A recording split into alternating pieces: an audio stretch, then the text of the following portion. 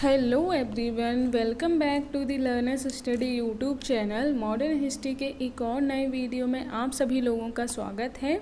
जैसा कि आप लोगों को पता होगा, मैं अपने चैनल पर मॉडर्न इंडियन हिस्ट्री कंप्लीट करवा रही हूं, जिसमें अभी तक मैंने लगभग आधे से ज़्यादा सिलेबस कंप्लीट करवा दिया है। और अब हम लोग जो हैं वो इसके एंड पार्ट पे आ गए हैं, यानी कि जब जो नेशनल मूवमेंट्स चलते हैं, यानी कि गांधी जी के आने के बाद जो इंडियन नेशनल मूवमेंट्स चले थे, हम लोग अब उनको डिस्कस कर रहे हैं। यानी कि हमें किस तरीके से स्वतंत्रता मिली थी, उसके लिए किस किस तरीके के आंदोलन चलाए गए थे, उसका जो एंड फेज था, अब हम लोग उसकी तरफ आगे बढ़ चुके हैं। तो लास्ट वाले वीडियो में मैंने आप लोगों को कराया था कि गांधी जी जो है वो अब भारत आ चुके थे, तो उनके भारत आने के बाद किस तरीके की राजनीति यहाँ पे हमें देखने को मिलती है, किस तरीके से वो जो हैं वो भारत को स्वतंत्रता दिलाने के लिए कौन कौन से आंदोलन या फिर जो सत्याग्रह हैं वो चलाते हैं। तो हम लोग आज उन्हीं को डिस्कस करने वाले हैं। तो लास्ट वीडियो में मैंने गांधी जी का थोड़ा ओवरव्यू दे दिया था कि भारत में आने से पहले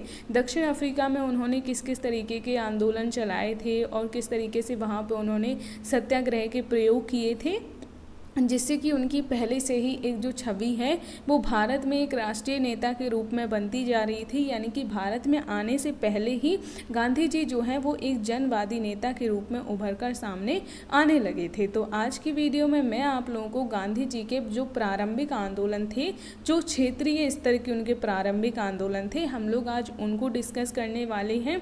तो जैसे कि आप लोगों को पता ही होगा, गांधी जी जो हैं उनके प्रारंभिक जो आंदोलन रहते हैं वो हमें 3 देखने को मिलते हैं। तो आज हम लोग उन तीनों ही आंदोलन को डिटेल में डिस्कस करेंगे। तो आज की वीडियो को आप लोग देखने से पहले, अगर आप लोगों ने लास्ट वाला वीडियो नहीं देखा है तो प्लीज़ पहले वो वाला वीडियो जाके ज़रूर देख लीजिएगा, जिससे कि आप लोगों को गांधी जी के बारे में एक ओवरव्यू हो जाएगा कि भारत में वो किस तरीके से आए थे और भारत में आने से पहले उन्होंने किस किस तरीके के कार्य या फिर जो उनकी नीतियाँ थी वो किस तरीके की रही थी। तो प्लीज़ लास्ट वाला वीडियो ज़रूर देख लीजिएगा, उसका लिंक मैं डिस्क्रिप्शन बॉक्स में दे दूँगी। इसके अलावा अगर आप लोग एंशिएंट और मिडाइवल हिस्ट्री भी देखना चाहते हैं तो मैं ऑलरेडी कंप्लीट करवा चुकी हूँ, उनका लिंक भी आप लोगों को डिस्क्रिप्शन बॉक्स में मिल जाएगा।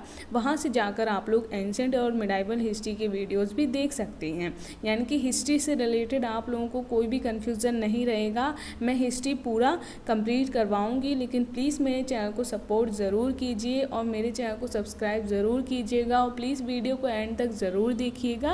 और अगर आपको वीडियो पसंद आता है तो लाइक और सब्सक्राइब ज़रूर कीजिएगा और ज़्यादा से ज़्यादा लोगों को शेयर कीजिएगा। तो चलिए अब हम लोग वीडियो को स्टार्ट कर लेते हैं। तो गांधी जी के हम लोग प्रारंभिक आंदोलन देख रहे हैं, तो इसमें सबसे पहले हम लोग देखेंगे चंपारण सत्याग्रह के बारे में, जो कि 1917 में हुआ था। यानी कि हमें गांधी जी के 3 आंदोलन देखने को मिलते हैं सबसे पहले। तो उनमें सबसे पहले जो पहला उन्होंने आंदोलन चलाया था या फिर जो सत्याग्रह, या फिर अगर हम लोग कहें उन्होंने जो मध्यस्थता की थी, तो वो हमें चंपारण सत्याग्रह के द्वारा देखने को मिलती है। ये 1917 में हुआ था और ये अब हम लोग इसके बारे में डिटेल में डिस्कस करते हैं।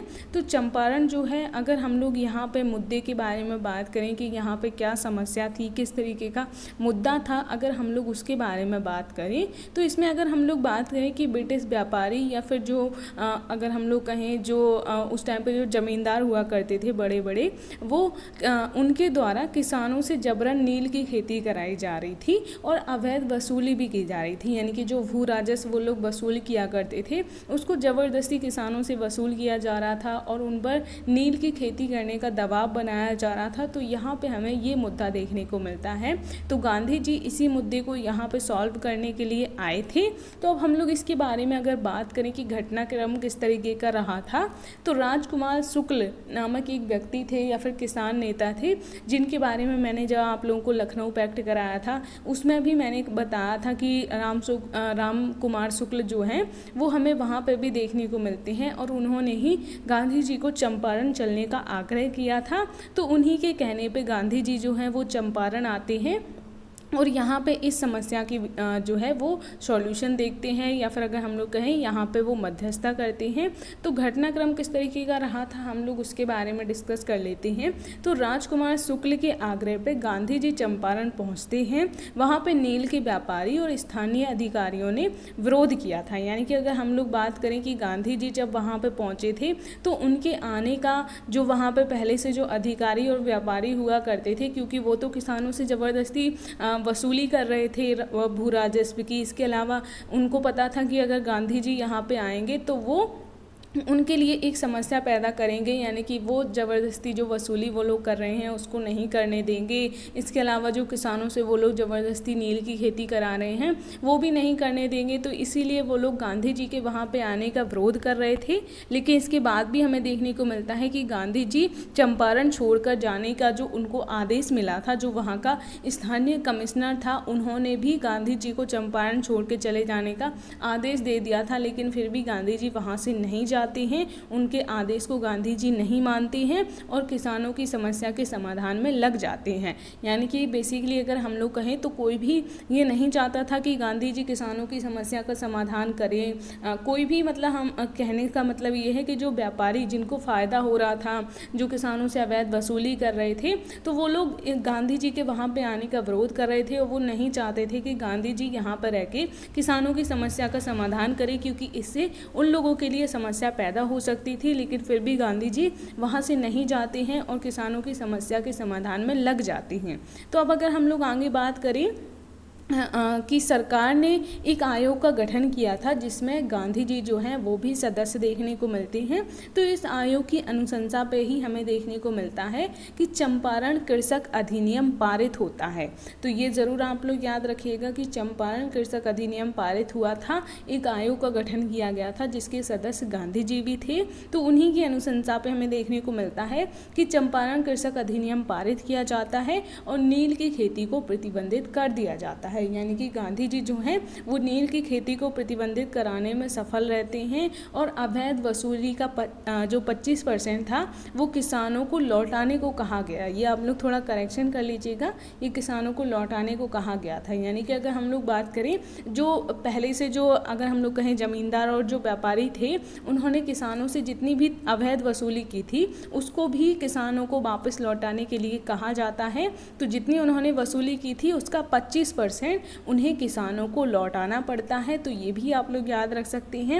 यानी कि अगर हम लोग बात करें कि गांधी जी जो हैं वो यहाँ पे किसानों की जो समस्या थी उसको सॉल्व करने में, उसका समाधान करने में सफल रहते हैं। तो गांधी जी के प्रयास की वजह से ही नील की खेती जो है वो प्रतिबंधित हो जाती है और जो उनसे अवैध वसूली की गई थी उसका लगभग 25% उन्हें वापस कर दिया जाता है। इसके अलावा अगर हम लोग बात करें कि यहाँ पे गांधी जी के सहयोगी कौन कौन रहे थे, यानी कि गांधी जी के अलावा और उनके कौन कौन जो सहयोगी थे जिन्होंने भी इस समस्या के समाधान में महत्वपूर्ण भूमिका निभाई थी। तो यहाँ पे हमें राजेंद्र प्रसाद, जेबी कृपलानी, इसके अलावा मजहरुल हक और महादेव देसाई, ये लोग भी हमें यहाँ पे देखने को मिलते हैं। तो यहीं से हमें देखने को मिलता है कि बाद में ये जो प्रमुख नेता रहते हैं वो गांधी जी से जुड़ जाते हैं और फिर गांधी जी के जितनी भी नीतियाँ या फिर जो भी सत्याग्रह हुए हैं उनमें इन नेताओं की भी प्रमुख भूमिका देखने को मिलती है। तो ये चंपारण सत्याग्रह के बारे में आप लोग याद रखिएगा, मुद्दा क्या था और किस तरीके का घटनाक्रम रहा और गांधी जी के सहयोगी यहाँ पे कौन कौन थे, सारी बातें जो हैं वो मैंने डिटेल में डिस्कस कर दी हैं। तो चंपारण सत्याग्रह के बारे में आप लोग ज़रूर याद रखिएगा। अब हम लोग दूसरा सत्याग्रह देखते हैं जो कि हमें अहमदाबाद में देखने को मिलता है। तो अब हम लोग अहमदाबाद के जो मजदूरों का मुद्दा है उसके बारे में डिस्कस करते हैं। तो ये मुद्दा हमें 1918 में देखने को मिलता है, यानी कि 1917 के बाद अगले साल ही गांधी जी जो हैं वो अब अहमदाबाद में जो मजदूरों का मुद्दा था उसको सॉल्व करने के लिए जाते हैं। तो इसके बारे में अगर हम लोग बात करें, मुद्दा क्या था यहाँ पे, तो प्लेग बोनस को लेके मजदूरों और उद्योगपतियों के मध्य विवाद चल रहा था। यानी कि उस टाइम पे वहाँ पे प्लेग फैल गया था। तो जो मजदूर थे वो उद्योगपतियों से मांग कर रहे थे कि उन्हें बोनस दिया जाए, लेकिन जो उद्योगपति थे वो इसको मानने के लिए तैयार नहीं थे। तो इसी को लेके विवाद चल रहा था। तो इस विवाद को सॉल्व करने के लिए या फिर इनके बीच में मध्यस्थता करने के लिए गांधी जी वहाँ पर जाते हैं। तो अब हम लोग देख लेते हैं कि घटनाक्रम किस तरीके का रहा था। तो अगर हम लोग बात करें कि मजदूर जो हैं वो बढ़ी हुई मजदूरी का जो 50% है उसको बनाए रखने की मांग कर रहे थे। यानी कि अगर हम लोग बात करें जो प्लेग फैला था उसकी वजह से जो बोनस मिला था उसकी वजह से जो मजदूरी थी वो 50% बढ़ गई थी। तो जो मजदूर लोग थे वो चाहते थे कि ये जो मजदूरी है उसको 50% ही बनाए रखा जाए, जबकि जो पूंजीपति थी वो इसको 20% से अधिक देने को तैयार नहीं थे। यानी कि अगर हम लोग बात करें कि उद्योगपतियों को काफ़ी नुकसान हो रहा था, इसलिए वो 20% से ज़्यादा मजदूरी देने के लिए तैयार नहीं थे। तो गांधी जी जो हैं वो दोनों के बीच में मध्यस्थता करते हैं और गांधी जी जो हैं वो 35% की मांग करते हैं। यानी कि ना तो वो जो उद्योगपति थे उनकी बात से सहमति करते हैं और ना ही मजदूरों की बात से सहमति करते हैं। दोनों का मिला के जो 50 और 20% का दोनों का अगर हम लोग कहें एक बीच का पॉइंट जो है वो गांधी जी डिसाइड करते हैं, जो कि 35% रखा जाता है। तो गांधी जी 35% की मांग करते हैं और अनशन करने लग जाते हैं। तो बाद में हम लोग देखते हैं कि गांधी जी की मांग मान ली जाती है। यानी कि अगर हम लोग बात करें कि गांधी जी यहाँ पे भी उद्योगपति और मजदूरों के बीच में मध्यस्थता करते हैं और दोनों ही की ही बातों से सहमत ना होते हुए एक अलग जो है वो मांग डिसाइड करते हैं और उससे दोनों ही तरफ के जो लोग थे वो सहमत हो जाते हैं और बाद में गांधी जी की मांग जो है वो मान ली जाती है। तो समस्या का समाधान हो जाता है या फिर अगर हम लोग कहें जो विवाद था उसका समाधान हो जाता है। तो ये भी आप लोग याद रखिएगा अहमदाबाद के बारे में कि वहाँ पे क्या मुद्दा था। तो वहाँ पे उद्योगपतियों और मजदूरों के बीच में फ्लैग बोनस को लेके एक विवाद देखने को मिल रहा था। तो ये आप लोग याद रखिएगा अहमदाबाद के बारे में। तो मैंने चंपारण और अहमदाबाद का करा दिया है। अब एंड में जो तीसरा रह जाता है वो है हमें खेड़ा का जो सत्याग्रह है वो देखने को मिलता है। तो अब हम लोग देख लेते हैं कि खेड़ा में किसानों का क्या मुद्दा था। ये भी हमें 1918 का ही देखने को मिलता है।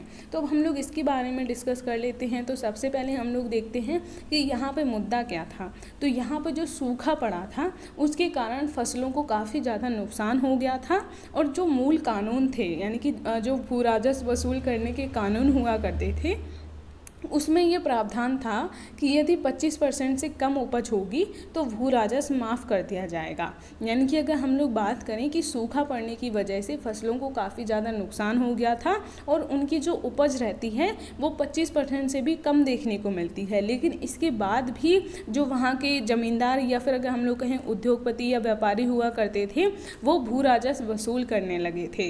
यानी कि अगर हम लोग बात करें जो मूल कानून था उसमें प्रावधान होने के बावजूद भी वो लोग वसूली कर रहे थे। तो किसानों जो हैं वो इसी का विरोध करते हैं, क्योंकि मूल कानून में तो प्रावधान था कि अगर उपज जो है वो 25% से कम होगी तो भू राजस्व माफ़ कर दिया जाएगा। तो फिर जो ज़मींदार थे वो क्यों वसूली कर रहे हैं। तो इसी को लेके वहाँ पे हमें समस्या या फिर अगर हम लोग कहें विवाद देखने को मिल रहा था। तो गांधी जी इसी मुद्दे को सॉल्व करने के लिए वहाँ पे जाते हैं। तो मुद्दा आप लोग ज़रूर याद रखिएगा कि जो वहाँ पे सूखा पड़ा था उसके कारण फसलों को काफ़ी ज़्यादा नुकसान हो गया था और उनकी उपज जो है वो 25% से भी कम हो गई थी। लेकिन इसके बावजूद यानी कि अगर हम लोग कहें मूल कानून में ये प्रावधान था कि अगर उपज 25% से कम होगी तो भू राजस्व माफ़ कर दिया जाएगा, लेकिन इसके बावजूद भी जो ज़मींदार थे वो भू राजस्व वसूल कर रहे थे। तो ये हमें मुद्दा देखने को मिलता है। अब हम लोग घटनाक्रम देख लेते हैं। तो घटनाक्रम में हमें देखने को मिलता है कि मोहनलाल पंड्या नामक जो किसान थे उन्होंने भू राजस्व को माफ़ करने की मांग कर रहे थे। यानी कि अगर हम लोग बात करें जैसा कि मूल कानून में प्रावधान था उसी के अकॉर्डिंग यहाँ के जो प्रमुख किसान नेता थे मोहनलाल पांड्या वो भी यही मांग कर रहे थे कि हमारी उपज जो है वो बहुत ही कम हुई है क्योंकि फसलों को काफ़ी ज़्यादा नुकसान हुआ है, तो हमारा जो भू राजस्व है उसको माफ़ कर दिया जाए। लेकिन अगर हम लोग बात करें कि जो ज़मींदार हुआ करते थे वो इसको माफ़ करने के लिए तैयार नहीं हो रहे थे। इसके अलावा अगर हम लोग बात करें सर्वेंट्स ऑफ इंडिया सोसाइटी तथा गुजरात सभा के द्वारा भी ऐसी ही मांग की जा रही थी। यानी कि यहाँ पे हमें दो सोसाइटी भी देखने को मिलती हैं या फिर संस्थाएं। तो इनके नाम भी आप लोग याद रखिएगा, सर्वेंट्स ऑफ इंडिया सोसाइटी और गुजरात सभा। तो ये भी किसानों का समर्थन कर रही थी और वो भी भू राजस्व को माफ़ करने की मांग कर रही थी। लेकिन सरकार जो है वो प्रारंभ में इन मांगों को नहीं मान रही थी।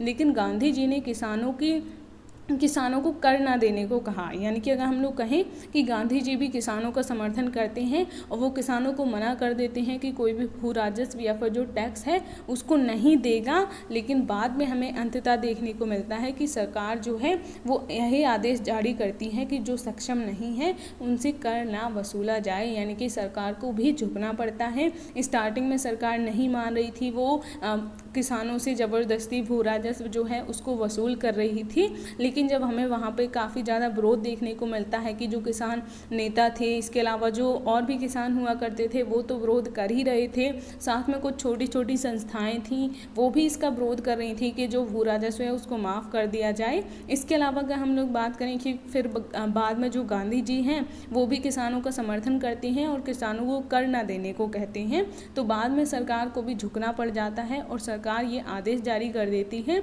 कि जो लोग कर या फिर भू राजस्व देने में सक्षम नहीं हैं उनसे कर नहीं वसूला जाएगा। तो ये पूरा मुद्दा जो है वो अब सॉल्व हो जाता है। तो ये भी आप लोग याद रखिएगा कि खेड़ा में क्या मुद्दा था। यहाँ पे हमें देखने को मिलता है कि वल्लभ भाई पटेल और इंदुलाल याग्निक जो हैं वो गांधी जी के सहयोगी देखने को मिलते हैं, यानी कि उनकी भी प्रमुख भूमिका देखने को मिलती है। तो यहीं से हमें देखने को मिलता है कि वल्लभ भाई पटेल जो हैं वो भी गांधीवादी नेताओं में शामिल हो जाते हैं, यानी कि उनके भी बाद में हमें गांधी जी के साथ काफ़ी अच्छे संबंध देखने को मिलते हैं और फिर कई सत्याग्रह या फिर जो आंदोलन गांधी जी ने चलाए हैं उनमें हमें इनकी भी काफ़ी महत्वपूर्ण भूमिका देखने को मिलती है।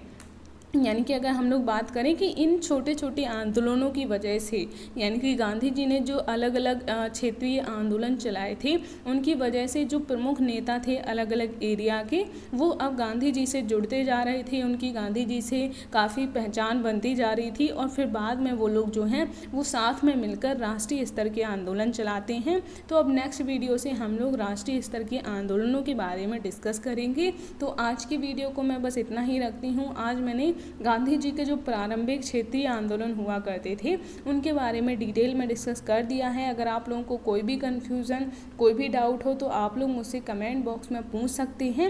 आई एम सॉरी, यहाँ पे हम लोग प्रारंभिक आंदोलनों का महत्व भी देख लेते हैं। तो प्रारंभिक आंदोलन जो गांधी जी ने चलाए थे उनका महत्व भी थोड़ा डिस्कस कर लेते हैं। तो तीनों आंदोलन जो हैं वो किसानों के मुद्दे पर केंद्रित रहे थे।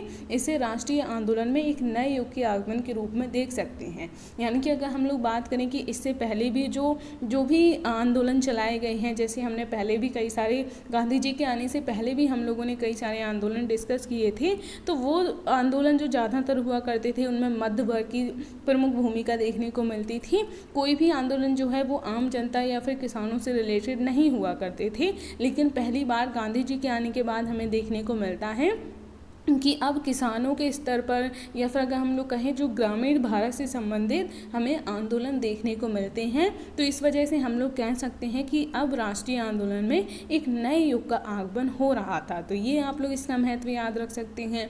ये मैंने बता ही दिया कि मुख्यतः जो आंदोलन हुआ करते थे वो ग्रामीण भारत से संबंधित थे, अतः क्षेत्रीय दृष्टिकोण में भी बदलाव का सूचक था। यानी कि अगर हम लोग बात करें कि ये आंदोलन जो है वो अब क्षेत्रीय दृष्टिकोण के नज़रिए से भी हम लोग कह सकते हैं कि एक अलग बदलाव देखने को मिलता है, क्योंकि इसके पहले के जो आंदोलन हुआ करते थे वो मुख्यतः शहरी और मध्य वर्ग के आंदोलन देखने को मिला करते थे।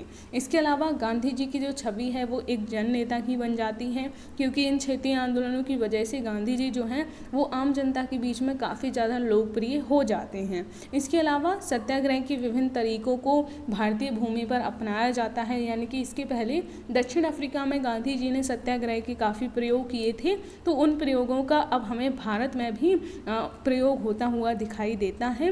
तो ये भी आप लोग याद रख सकते हैं। इसके अलावा अगर हम लोग बात करें राजेंद्र प्रसाद, वल्लभ भाई पटेल जैसे नेताओं का सहयोग प्राप्त हुआ जो आगे भी गांधीवादी नेता के रूप में जाने गए। तो ये इसका महत्व आप लोग याद रख सकते हैं। यानी कि ये जो क्षेत्रीय आंदोलन या फिर प्रारंभिक आंदोलन थे उनका क्या महत्व रहा था तो ये कुछ पॉइंट्स मैंने यहाँ पर बता दिए हैं, आप लोग इन्हें याद रख सकते हैं। बाकी इतनी तो आपको वीडियो देख के अंडरस्टैंडिंग हो ही गई होगी कि इन आंदोलनों का क्या महत्व रहा होगा। तो इन्हीं की वजह से बाद के जो राष्ट्रीय आंदोलन हुए थे, जो अखिल भारतीय स्तर पर हुए थे, उनमें हमें सफलता मिलती हुई दिखाई देती है। तो अब नेक्स्ट वीडियो में मैं राष्ट्रवादी जो आंदोलन या फिर जो अखिल भारतीय स्तर के आंदोलन गांधी जी के द्वारा चलाए गए थे, उनकी किस तरीके से पृष्ठभूमि बनी थी, उसके बारे में डिटेल में डिस्कस करेंगे। तो आज की वीडियो को बस यहीं तक रखती हूँ। वीडियो अच्छा लगा हो तो लाइक और शेयर ज़रूर कीजिएगा और मेरे चैनल को सब्सक्राइब ज़रूर कीजिएगा। इसके अलावा आप लोगों को कोई भी कन्फ्यूज़न, कोई भी डाउट हो तो आप लोग मुझसे कमेंट बॉक्स में पूछ सकती हैं।